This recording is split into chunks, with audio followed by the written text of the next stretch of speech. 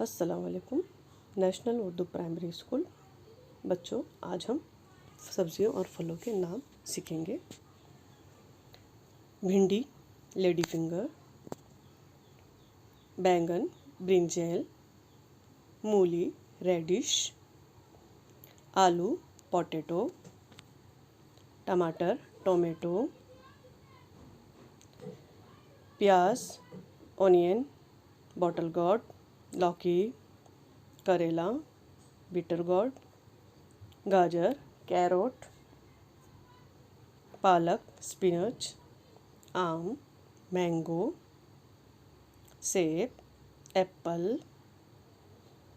अनानास पाइनएप्पल, केला बनाना,